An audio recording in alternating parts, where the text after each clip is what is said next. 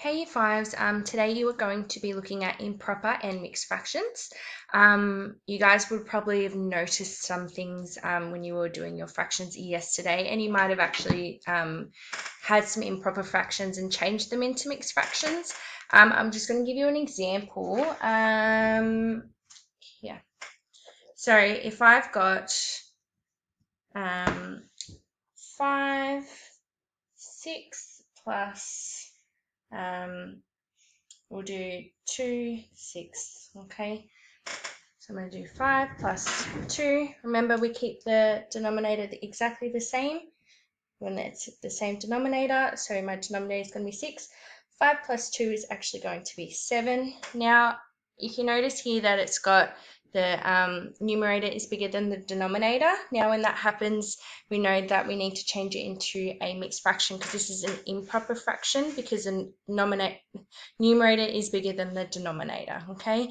So I'll have a look at this and I'll be like, okay, how many times does 6 go into 7? Well, it goes in once with one remainder, okay? So that's my mixed fraction. So this is my improper fraction here, and this is my mixed fraction here, okay?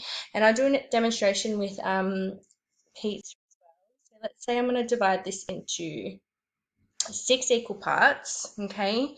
I'm going to color in 6. I'm going to try and color in 7. 1, 2, 3, 4, 5, 6. Well, you can see that I've actually filled up that whole circle, but I've still got one left over that I have to color in. So that's when my next pizza comes in, okay? And then I can shade in my 1, okay? As we can see here, we've got one hole, okay? And then we've got 1/6 here, okay? That's why we have one whole and 1/6, okay? So you guys will be doing a few different activities on MathSpace.